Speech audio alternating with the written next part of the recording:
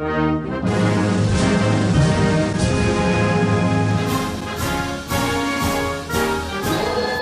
French invaders. Renaud Bochard, bonjour. Bonjour Pascal. Alors aujourd'hui, nous allons essayer de présenter French Invaders, qui est donc un podcast réalisé en collaboration entre vous-même et l'éclaireur. Qu'est-ce que c'est que French Invaders ? French Invaders, en fait, c'est une invasion de la sphère de l'expertise et du journalisme officiel. C'est tout ce que ça veut dire, parce que le problème auquel nous faisons face, c'est que l'expertise et le journalisme officiel sont en fait des entreprises touristiques. Nous sommes informés sur les États-Unis, qui est le pays le plus important de la planète en termes de pouvoir de décision, de décisions qui impactent la vie de tous les habitants de la planète. Nous vivons encore dans le siècle américain, quoi qu'on en dise, même s'il est finissant, et nous ne pouvons pas avoir une information et un commentaire sur les États-Unis d'Amérique qui soit aussi incompétent et aussi peu curieux. Par cela, en même temps, j'entends que c'est un commentaire, c'est aussi, je suis moi-même d'ailleurs citoyen américain, j'ai acquis la nationalité en 2019. C'est un commentaire, en fait, ce que nous proposons est un commentaire qui valorise en fait la véritable Amérique, c'est l'Amérique du territoire et pas seulement de la carte comme le font les experts et les journalistes mainstream. Donc c'est vraiment c'est un podcast de réinformation sur les États-Unis d'Amérique. Parce qu'effectivement, difficile de croire, comme essaye de nous le faire croire justement la presse mainstream française et européenne, que les États-Unis se résument à la côte Est, donc essentiellement New York et Washington, et puis pour la côte Ouest, Los Angeles et San Francisco, ou bien, pour résumer en termes de pouvoir financier, à Wall Street d'un côté, et puis la Silicon Valley de l'autre. Les États-Unis, c'est bien plus que cela. C'est un pays qui est beaucoup plus divers, avec des populations qui sont très différentes d'un État à un autre, avec des cultures différentes également, et ceci est passé la plupart du temps systématiquement sous le boisseau par les médias, qui ne vont par exemple au Texas que pour parler de la peine de mort et des armes, voilà. Ou de l'avortement. Ou de l'avortement, voilà. Pareil pour le Sud, à Atlanta, qui est une très grande ville américaine, c'est quand même un petit peu autre chose que la discrimination raciale, où d'ailleurs elle n'a plus cours. Et donc et puis si vous voulez, quand on regarde réellement le travail des correspondants français aux États-Unis, c'est juste navrant. C'est-à-dire qu'on se rend compte que nous avons des gens qui ne sont pas capables de rédiger un anglais à l'écrit à peu près potable. J'irai même plus loin. Une des choses que j'ai découvertes et que la classe professionnelle managériale française, pour la nommer poliment, et qui est une classe dirigeante, et ne parle pas l'anglais. Elle est incapable en fait même de lire davantage qu'un texte plus long et plus dense qu'un éditorial ou une tribune du New York Times ou du Washington Post. Donc nous sommes en face d'un véritable problème. Même des gens qui parlent l'anglais couramment sont trop feignants ou trop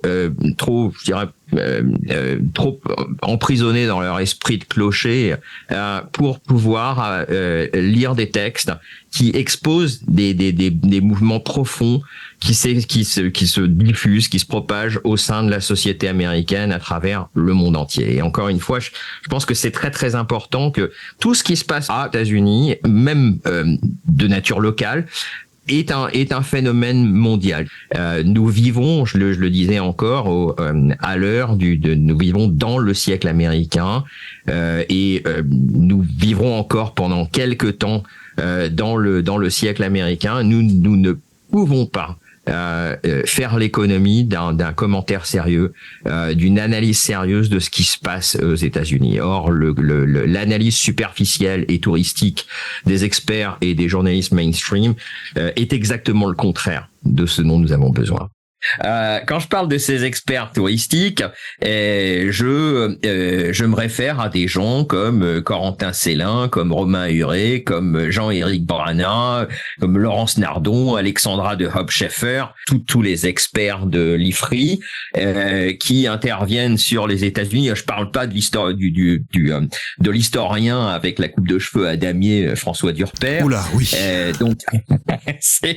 Donc tous ces ânes savants qui interviennent sur les plateaux d'émissions comme C'est dans l'air, eh bien, sont des gens qui sont extrêmement dangereux parce qu'ils sont là, ils dissimulent en fait les véritables lignes de fracture politique dans un monde en complète transition.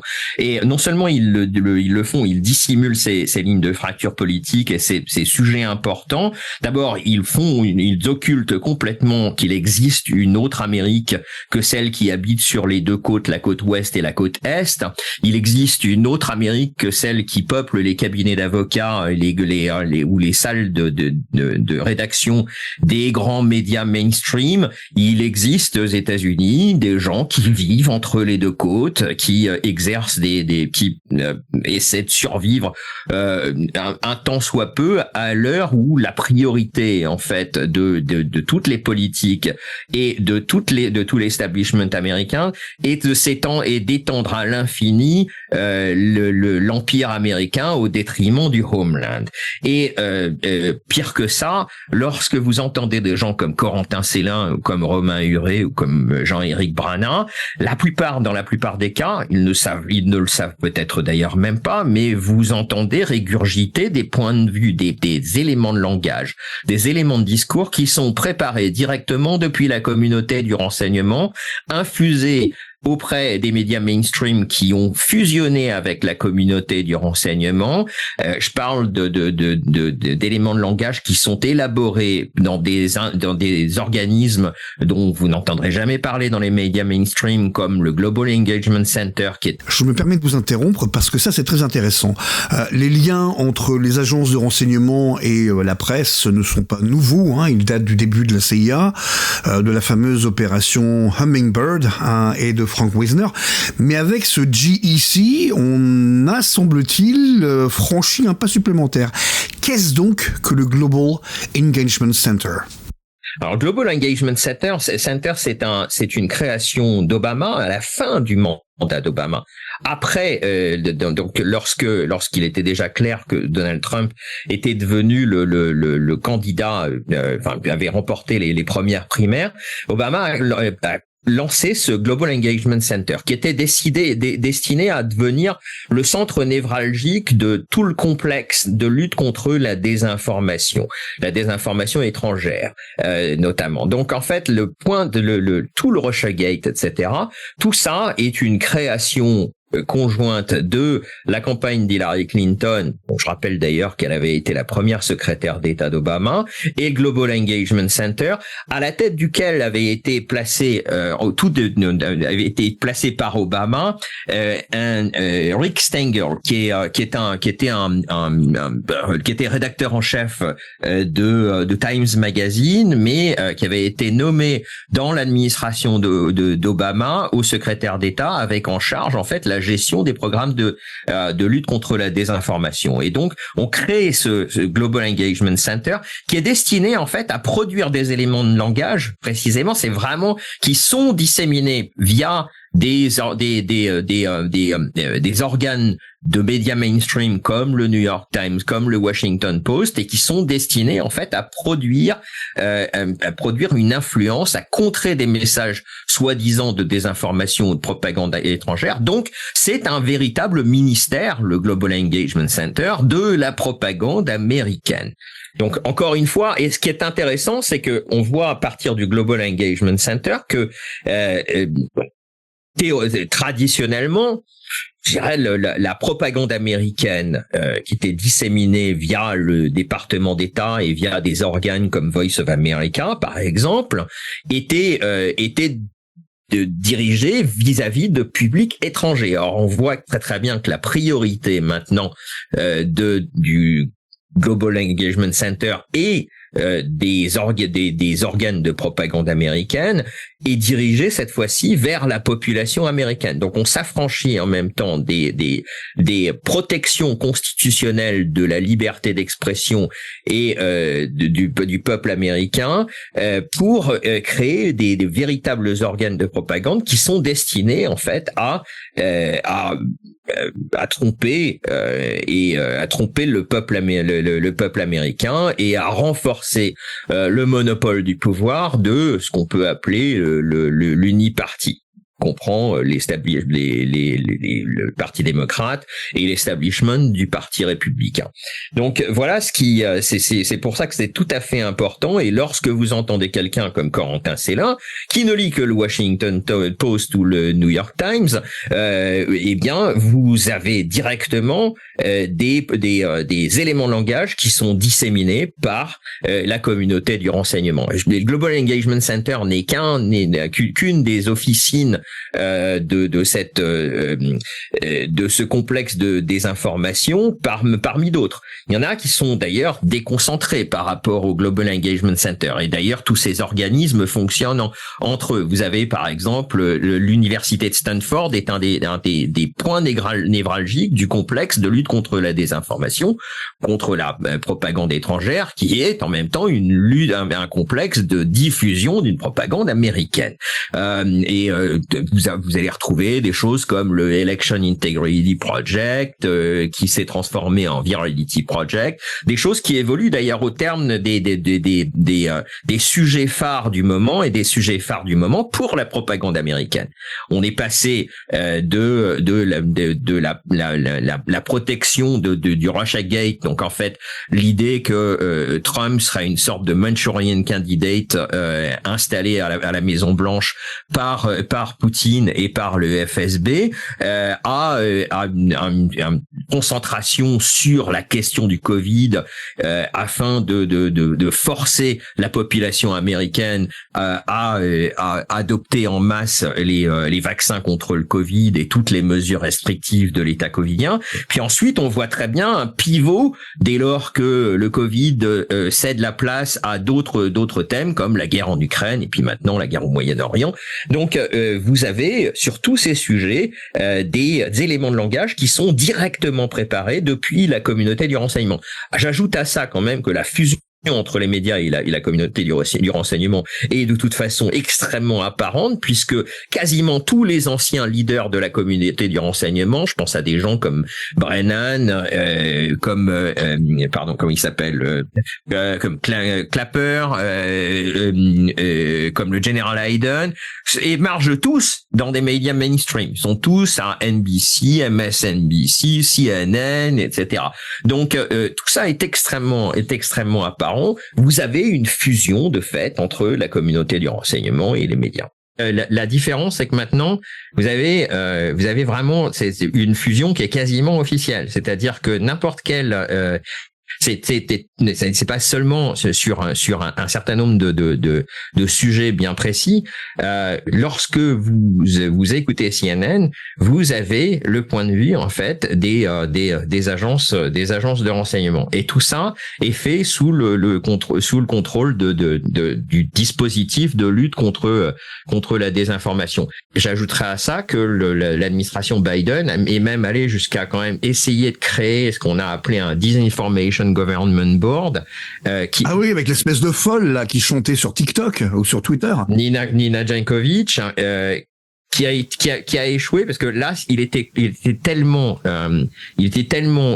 évident qu'il s'agissait ça a été rebaptisé en fait ministère de la vérité d'après le 1984, et c'était tellement évident qu'en fait le projet a été remisé, mais nous avons en fait de facto une espèce de ministère de la vérité qui s'institue au travers d'un certain nombre d'organismes, encore une fois, dont vous n'entendrez jamais parler dans les médias mainstream. Je pense à des projets comme le Stanford Election Integrity Project. Ça n'a pas été, c'est fini ça, ils l'ont annulé ce projet, non? Ça a été transformé ensuite en Virality Project. Et puis vous aviez le Transition Integrity Project, qui était une sorte de simulation en fait instituée en 2020 pour promouvoir des scénarios dans le cadre d'une victoire de Trump à l'élection de 2020. Vous avez le think tank Hamilton 68. C'est une arnaque et ça a été démontré. Hein. Ça, c'est une arnaque. C'est une arnaque complète. C'est une opération psychologique. On dépasse même le canular là. Mais Hamilton 68, qui d'ailleurs était opéré à partir du Royaume-Uni. Hein. Exactement. Oui, parce que encore une fois, non plus le rôle du Canada, parce que les Canadiens aussi, enfin en tout cas les anglophones, sont quand même des gens qui sont bien barrés dans leur tête. Il faut savoir aussi que le Canada détient le chef de file contre la lutte contre la désinformation, au sein de l'OTAN. C'est effrayant. C'est tout à fait effrayant. Et en fait, la raison d'ailleurs pour laquelle le Hamilton 68 avait son siège en fait en Grande-Bretagne était précisément d'échapper à l'emprise du premier amendement de la Constitution américaine. Donc, même chose pour le DSA. Si le DSA est passé en France, on voyait très bien que Thierry Breton prenait ses ordres de la conseillère à la sécurité nationale adjointe de Joe Biden, hein, exactement, qui était en permanence à Bruxelles. Donc le DSA, c'est le moyen qu'a trouvé l'administration Biden. Et ce qu'on appelle l'état profond, moi j'appellerais plutôt ça l'état de sécurité nationale, hein, parce que l'état profond, ça veut pas rien dire. Ça veut pas dire grand-chose, pardon. De contourner le premier amendement. Donc on va faire censurer en Europe, ce qui nous déplaît, parce que publication sur Twitter, c'est visible de partout. Ce qui nous déplaît aux États-Unis, c'est extraordinaire. Oui, c'est même c'est vraiment en même temps un complexe qui maintenant la sécurité, c'est doublé en même temps je dirais que l'élément central de cette nouvelle politique de sécurité est précisément le contrôle de l'information. C'est au poste avancé du complexe de sécurité. Maintenant, vous retrouvez en fait le complexe de lutte contre la désinformation, qui encore une fois n'est pas un contexte de lutte contre la désinformation ou la mésinformation ou la malinformation comme ils l'ont nommé, mais un complexe tout simplement de contrôle de l'information, de contrôle. Mais cela ne fonctionne pas. On le sait depuis l'Union soviétique, hein, les samizdat, ça circulait. Donc on ne peut pas arrêter l'information. Et aujourd'hui, avec les moyens informatiques, c'est juste pas possible, quoi. On veut bien mettre en prison Pavel Durov ou essayer de faire plier Elon Musk. Il y a d'autres moyens beaucoup plus performants et qui sont inarrêtables. Hein. Donc c'est pour ça la question que je pose, c'est que on voit très bien qu'on a des gens qui s'arc-boutent sur leur pouvoir, qui ont compris que de toute manière c'était terminé, puisqu'ils ont fait, en fait, les élites ont fait sécession, hein, pas qu'aux États-Unis, en France également, et qui continuent de s'arc-bouter, de s'accrocher comme des moules à leur rocher, des biens au pouvoir, mais ça ne peut que mal finir, pour eux en tout cas. Hein. C'est bien le problème, c'est qu'on voit quand même en même temps une multiplication des graves, quand même de périls. Notamment jamais nous n'avons été aussi proches d'un affrontement entre les deux grandes puissances nucléaires que maintenant.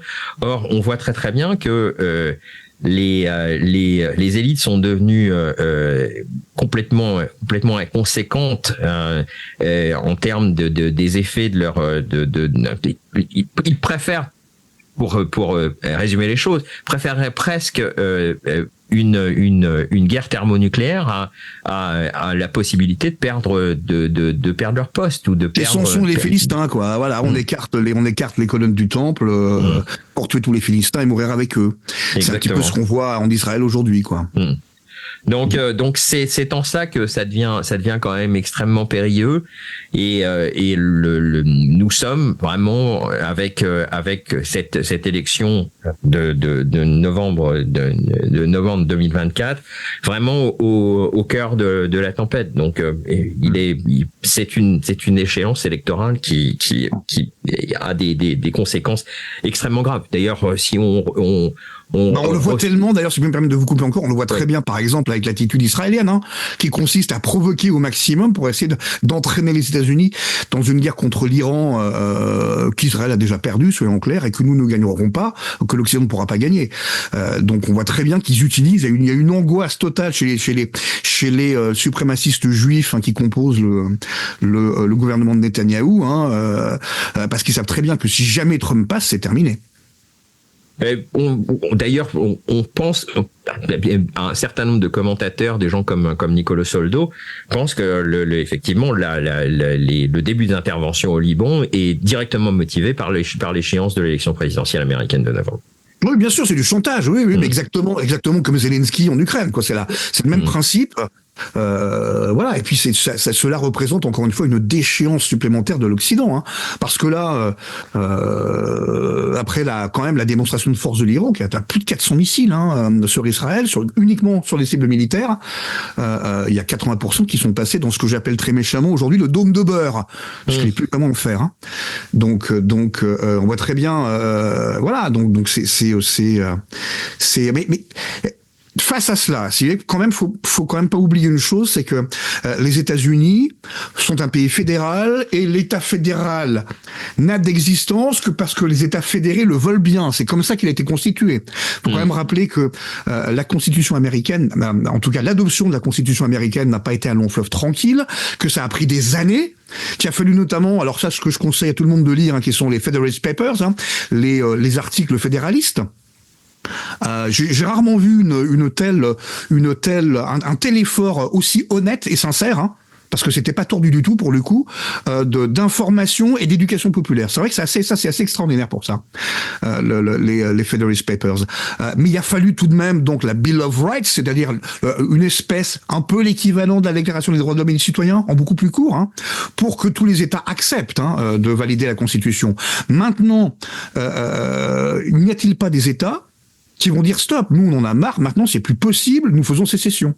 Je pense notamment au Texas, hein, qui a le pouvoir de le faire puisque c'est inscrit dans sa constitution. Et si le Texas le fait, étant donné que le Texas est assis sur les réserves pétrolières américaines, Oui, là-dessus, on voit se développer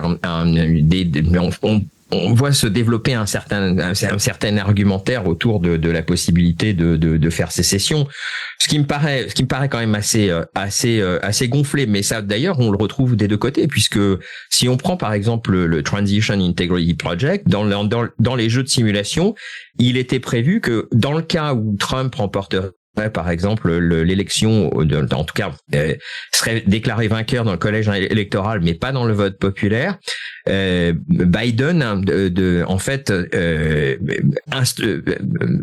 donnerait instruction à 3 États de l'Ouest, la Californie, l'État de Washington et l'Oregon, de faire sécession.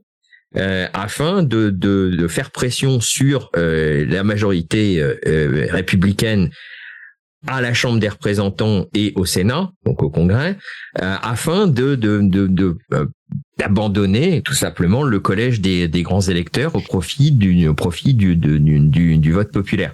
Donc, attendez, là je vous interromps encore une fois, mais bon, admettons que cela soit fait, hein, que donc la Californie, l'Oregon et l'État de Washington, donc qui sont les États de la côte ouest, hein, et non pas de la côte est, fassent sécession, mais le Texas et tous les États qui le bordent seraient ravis d'envoyer leur garde nationale à leurs frontières afin simplement d'endiguer l'immigration illégale, non? Ah oui, là-dessus d'ailleurs, ça a été un grand affrontement en fait au début de l'année, lorsque le Texas précisément a dépêché ses gardes nationaux pour sécuriser la frontière, alors que à El Paso, alors que la police des frontières en fait ouvrait grand les frontières et laissait passer les migrants. Là-dessus, je voudrais quand même d'ailleurs sur le thème de l'immigration incontrôlée, il se passe des choses extrêmement importantes en ce moment avec à New York, avec la cabale du Parti démocrate et de l'État fédéral contre le maire de New York, Eric Adams. Mais qui est soutenu par les New-Yorkais, Adams. Qui est soutenu par les New-Yorkais. Il faut savoir mais donc quand même encore une fois, l'État fédéral et même le système judiciaire de l'État de New York est aujourd'hui complètement discrédité, y compris à New York quand même. Faut quand même le faire, quoi. avec une déstabilisation de tous les services sociaux de la ville de New York qui sont véritablement en état d'asphyxie. Eric Adams parlait de 10 000 immigrants par semaine qui affluent à New York. C'est une explosion en termes d'immigration comme jamais la ville de New York n'en a connu. Donc c'est impossible à absorber. Et là-dessus, Eric Adams, donc maintenant qui était une des seules personnalités démocrates à s'ériger contre cette immigration incontrôlée. Pas au début. Il a fallu qu'effectivement les New-Yorkais commencent à lui faire comprendre le message, parce qu'au début c'était génial. Nous sommes une ville refuge, voilà. C'est-à-dire, ce qui s'est passé, c'est qu'une fois qu'il est arrivé aux manettes, en fait, de la ville de New York, il a compris qu'il avait un sérieux problème budgétaire du fait de ces afflux massifs. C'est pas nouveau. New York, les problèmes budgétaires, c'est comme la Californie, les problèmes budgétaires, c'est pas nouveau du tout, quoi. C'est une ville d'une façon qui bouleversait complètement son agenda. Donc maintenant, la priorité de l'agenda d'Eric Adams, c'est de juguler, de contrôler, en fait, l'extrême crise des finances publiques de la ville de New York due à l'immigration incontrôlée. Donc en fait, on voit qu'on est en train d'assister à une déstabilisation de la ville de New York, à tel point d'ailleurs que maintenant, je dirais même l'establishment libéral de la ville de New York commence à vraiment virer sa cutie sur la question de l'immigration. C'est devenu quelque chose qui impacte la vie quotidienne, y compris des gens les plus protégés. Il faut tout de même rappeler une chose, c'est que la vie intellectuelle américaine, aujourd'hui, quand on se penche un petit peu dessus, dans toute sa diversité, est bien plus riche que la vie intellectuelle française. Oui, d'ailleurs, on fera intervenir un certain nombre d'intellectuels américains. Un des premiers, sans doute, que nous ferons intervenir est mon ami N.S. Lyons, dont mon Substack d'ailleurs est directement inspiré, qui est un des auteurs les plus intéressants pour comprendre le phénomène auquel nous assistons en ce moment. D'ailleurs, son podcast s'appelle The Upheaval, ce qui peut se traduire par le grand basculement. Et c'est véritablement donc on fera intervenir un certain nombre de ces intellectuels. On parlera aussi d'intellectuels morts ou d'intellectuels de figures, d'écrivains décédés du passé qui informent notre quotidien. Peggy disait allons voir dans Homer ce qu'il y a de nouveau ce matin. Nous interrogerons des oracles comme Philip K. Dick, Kurt Vonnegut, Mark Twain ou Wendell Berry qui pour le coup est encore vivant. Marcuse aussi également. Herbert Marcuse, bien évidemment. Tout le courant extrêmement important des historiens révisionnistes américains, attention, révisionnistes non pas à prendre au sens français du terme, qui serait proche de négationnisme, mais de révisionnistes au sens de réviser le récit historique tel qu'il nous est présenté sur la base de nouveaux faits, de nouvelles découvertes ou d'archives nouvellement rendues publiques. C'est effectivement extrêmement important. Alors, vous y étiez, il me semble, il y a 2 jours, à une manifestation à Washington qui s'appelait Rescue the Republic, donc Sauver la République. Est-ce que vous pourriez nous dire un petit peu ce qui s'est passé et qui sont ces gens au juste ? La manifestation Rescue the Republic, oui, bien sûr. Je pense que c'est une manifestation qui était tout à fait intéressante. Alors d'abord quelques mots sur l'organisation de la manifestation Rescue the Republic. C'est une manifestation qui est née en fait du ralliement de la campagne de RFK Jr., Robert F. Kennedy Jr. à celle de Donald Trump. D'ailleurs, c'est pour ça que lorsque vous y étiez, vous voyez que c'était en essence une sorte de meeting politique de Robert F. Kennedy Jr. qui était l'orateur central en même temps de cette manifestation. Alors c'est une manifestation qui a été organisée par le biologiste Bret Weinstein. Je sais pas si vous vous rappelez qui est Bret Weinstein, mais Bret Weinstein est une femme qui s'appelle donc Bret Weinstein et sa femme qui s'appelle Heather Heying qui co-animent tous les deux le podcast Dark Horse Podcast. Et Bret Weinstein s'était distingué, il était professeur il y a jusqu'il y a à peu près 7-8 ans à la fameuse université d'Evergreen dans l'État de Washington. Et Weinstein s'était insurgé contre l'initiative de l'administration du campus d'Evergreen d'organiser une journée sans blanc. À tel point d'ailleurs que finalement il a été poussé dehors de son université, qu'il a d'ailleurs poursuivi par la suite en justice et obtenu $300,000 je crois de dommages et intérêts de la part de l'université d'Evergreen. Et donc Bret Weinstein est je dirais vraiment un libéral au sens américain de facture très classique, tout à fait comme Robert F. Kennedy Jr. qui se revendique d'être un libéral en fait dans la lignée de son père et de son oncle. Les sociodémocrates kennediens, donc tout à fait. Et Bret Weinstein est dans fait partie de ces libéraux de facture classique, donc des sociodémocrates.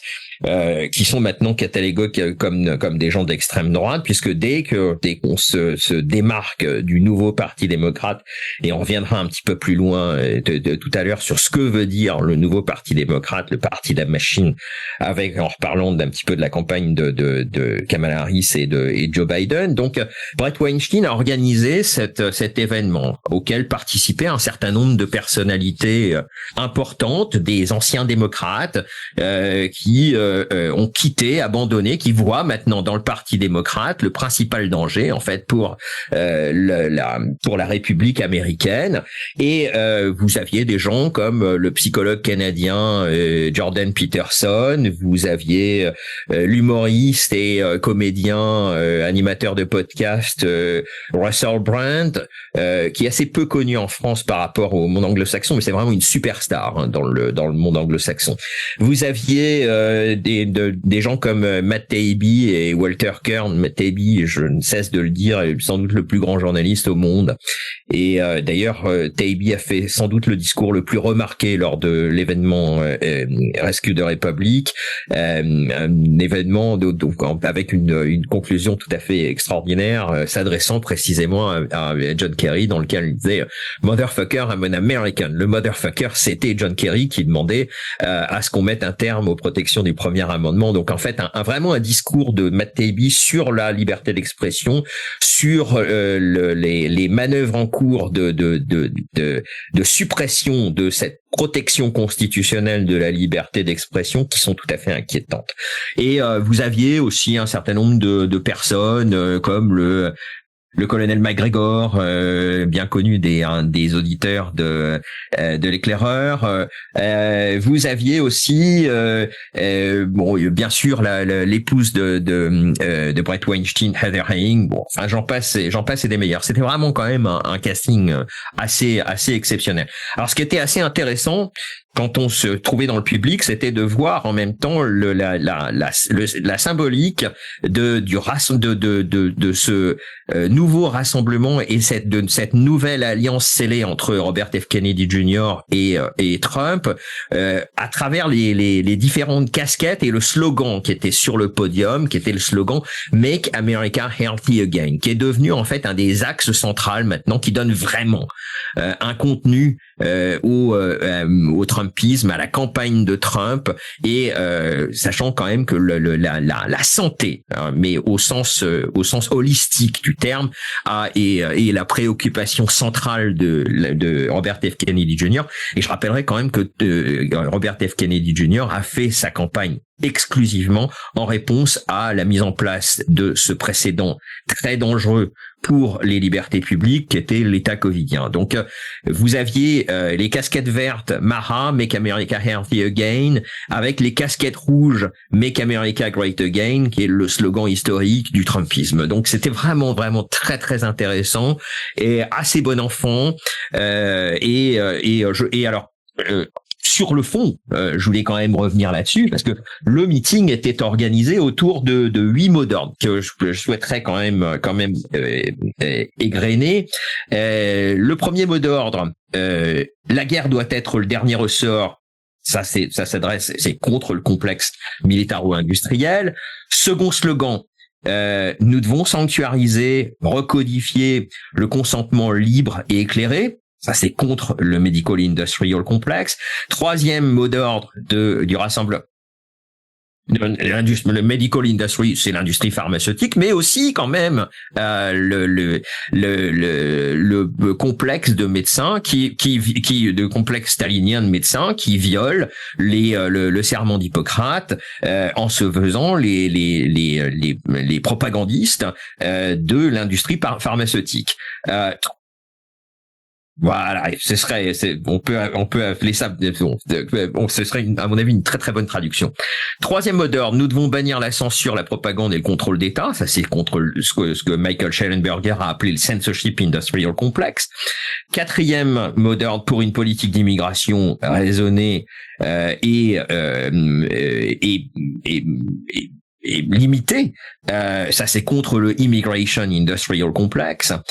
Cinquième mot d'ordre, nous devons mettre un terme à l'enfer et à l'abus du système judiciaire, notamment pour l'instrumentalisation du droit et des institutions de la justice pour réprimer les oppositions. Donc ça c'est contre l'Injustice Industrial Complex. Sixième point, pour une monnaie libre. Ça c'est contre le Finance Industrial Complex. Septième point, restaurons la souveraineté des familles contre le Developmental Industrial Complex. Je trouve que c'est d'ailleurs un thème très très bien choisi, croirait directement sorti de l'œuvre de Christopher Lasch. Et parler exactement d'état thérapeutique. Et huitième point, pour un retour à la recherche de la vérité et un dialogue ouvert. Ça, c'est contre le Academic Industrial Complex ou complexe universitaire industriel. Chose d'ailleurs sur ce dernier point qui rappelle un point extrêmement important. Lorsque Eisenhower fait son discours d'adieu contre le complexe militaro-industriel, il ne parlait pas simplement d'une fusion de l'armée et de l'industrie, mais d'un complexe qui était beaucoup plus large. D'ailleurs, Raymond Aron avait écrit un livre dans les années 70 qui s'appelait La République impériale, dans lequel il explique très très bien que le point névralgique, le centre du complexe militaro-industriel était les universités, la collaboration des universités avec l'industrie et l'armée pour créer une sorte des méthodes de contrôle et de propagande de la population américaine. Donc voilà pour quel était le projet qui me paraît être assez vraiment une sorte d'armature d'un véritable programme, d'une véritable plateforme politique pour une campagne de Trump complètement renouvelée par l'arrivée à ses côtés de Robert F. Kennedy Jr. qui vient gonfler d'ailleurs une Dream Team qui était déjà composée par Tulsi Gabbard qui s'est rallié après en fait à Trump après Robert F. Kennedy Jr. mais qui était déjà en fait une sorte de soutien affiché vis-à-vis de la campagne de Trump, Tulsi Gabbard, mais aussi des gens comme Vivek Ramaswamy, qui a d'ailleurs été compétiteur de Trump dans le cadre de la primaire républicaine, et puis bien évidemment son colistier J.D. Vance, qui a d'ailleurs terrassé depuis Tim Walz lors du débat entre les colistiers des deux principaux candidats. Mais quelle est la prégnance politique réelle de cette fusion, donc d'un côté entre les partisans de Trump et puis de l'autre côté tous ces libéraux, ces gens de gauche, disons-le franchement, qui restent attachés effectivement à ce qu'est ce qui fait le fondement de la démocratie américaine, c'est-à-dire bien sûr la liberté d'expression. Quelle est la prégnance politique réellement et électorale de cela? C'est très important puisqu'en fait, ce que le ralliement de Robert F. Kennedy Jr. à Donald Trump cet été et donne du contenu en fait au projet trumpien. Le Trump de 2016 qui a été élu à sa grande surprise d'ailleurs est un Trump qui était simplement une espèce de vote refus en fait de ces élites de ces mêmes élites qui ont été décrites admirablement par Matt Taibbi mais sans aucun contenu. Donc on a vu d'ailleurs un coup d'essai avec le premier mandat de Trump où en fait la première des choses qu'il a fait c'était de business as usual, nommer comme secrétaire d'État le PDG d'ExxonMobil, nommer un certain nombre de néoconservateurs comme Mike Pompeo ou John Bolton dans son administration à des postes de conseiller voire dans le cabinet. Donc on a assisté en fait je dirais que sur ce point, le premier mandat de Trump a été en fait une très grande déception, faute de véritable contenu en fait au projet MAGA. Et ce qui se passe maintenant, c'est qu'avec le ralliement de Robert F. Kennedy Jr., vous avez non seulement un contenu ou de Tulsi Gabbard, et puis derrière tout ça, le soutien de gens comme Bret Weinstein, comme Matt Taibbi est pas un soutien, c'est un journaliste, donc c'est pas un soutien affiché à Donald Trump, mais le fait que des gens comme Matt Taibbi interviennent dans ce genre d'événements est assez important puisqu'en fait on voit que le Trumpisme devient, et avec notamment le slogan Maha, on voit que le Trumpisme devient en fait un mouvement pour en fait une régénération en fait de l'homme américain, de l'individu américain et des communautés américaines autour d'un besoin de redonner d'un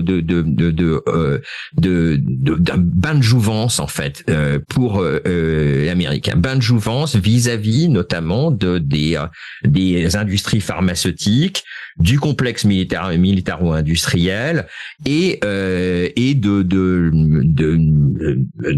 la présence massive de la drogue, de la pollution.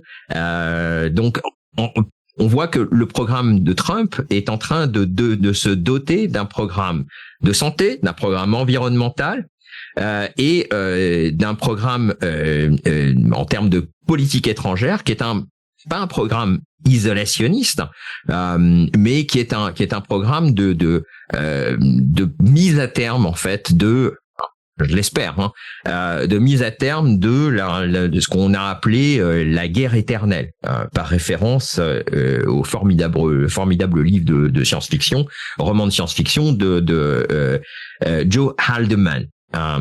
Qui est d'ailleurs traduit en français. Et on voit très très bien que ce qui est en train de se passer autour de la campagne de Donald Trump est vraiment une réunion en fait de tous les courants américains qui veulent dire non. Non à non à cette classe dirigeante et qui sont prêts maintenant en fait à collaborer entre eux.